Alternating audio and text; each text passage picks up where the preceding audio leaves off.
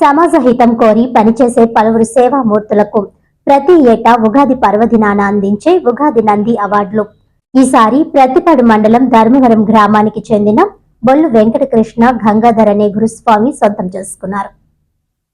ఈ సందర్భంగా అవార్డు గ్రహీత బొల్లు వెంకటకృష్ణ గంగాధర్ మాట్లాడుతూ, అందరి బంధువులం అయ్యప్ప సేవకులం అనే స్వచ్ఛంద సంస్థను శబరిమల శ్రీ స్వామి అయ్యప్ప నామకరణంతో ఏర్పాటు చేసి తద్వారా ఏబిఏఎస్ బృందం సభ్యులు ప్రత్తిపాడు, పిఠాపురం, పెద్దాపురం, జగ్గంపేట, తుని నియోజకవర్గాల్లో ఎందరో అభాగ్యులను, అనాథలను ఆదరిస్తూ వారికి అన్ని విధాలా చేయూత అందించినట్లు తెలిపారు. ఆ సేవలను గుర్తించిన కేంద్ర కమిటీ పెద్దలు నవంబర్ 4వ తేదీన దండపాణి గురువు జయంతి వేడుకలతో పాటు అయ్యప్ప గురుస్వాములను సత్కరించి మరి ఎన్నో సేవా కార్యక్రమాలను చేపట్టడాన్ని దృష్టిలో ఉంచుకొని అందించిన సేవలకు బదులుగా ఈ పురస్కారాన్ని తాను అందుకోనున్నట్లు తెలిపారు. ఈ పురస్కారాన్ని తెలంగాణ గవర్నమెంట్ గుర్తింపు పొందిన సాంస్కృతిక సంక్షేమ శాఖ ఆధ్వర్యంలో హైదరాబాద్లో ప్రముఖ హాస్యనటుడు ఎం బాబు మోహన్ మరియు కేరళ పరశురాం వంశీకులు శివతంత్రి చేతుల మీదుగా అందుకోవడం జరిగిందని తెలిపారు.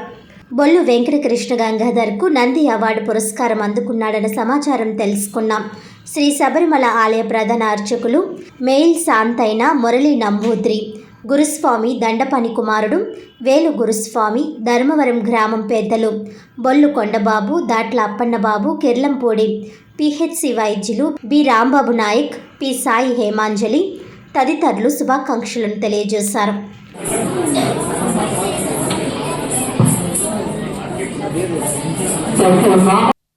Association of alliance club international, rainbow club మరియు లవ్ టు సర్వ్ ఆధ్వర్యంలో మణికంఠ మోహన్ సహకారంతో నూకాలమ్మ మాన్యం ఆర్టీసీ కాంప్లెక్స్ దగ్గరలో ఏ ఆధారం లేని 3 నిరుపేద మహిళలకు 2 నెలలకు సరిపడా grocery alliance club south multiple కోశాధికారి వనం శ్రీనివాసరావు చేతుల మీదుగా అందజేశారు.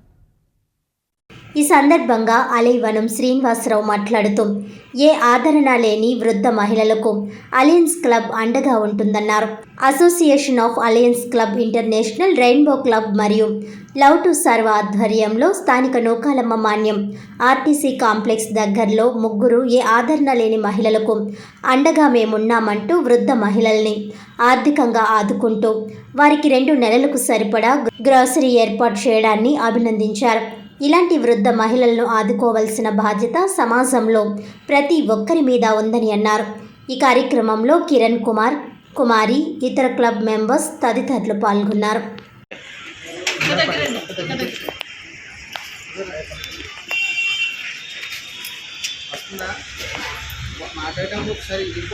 అది ఫస్ట్ నుంచి కవర్ చేస్తాం.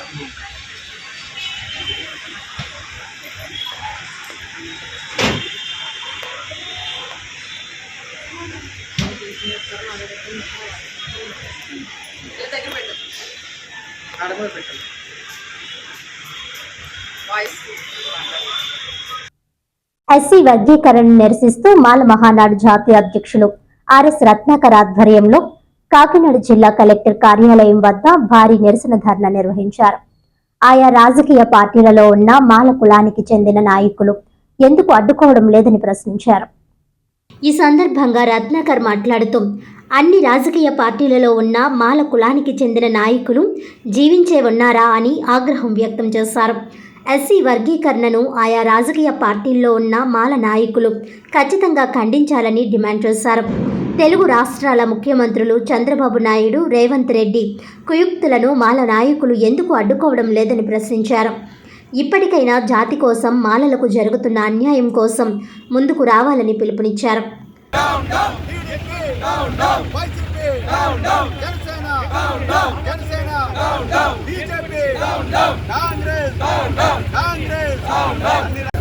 తెలుగు రాష్ట్రాల్లో ఉన్నటువంటి మాల సోదరులారా, బంధువులారా, ఈ తెలుగు రాష్ట్రంలో మాలలందరూ సచ్చారని అన్ని రాజకీయ పార్టీలు మిగతా వర్గాలు అనుకుంటున్నాయి.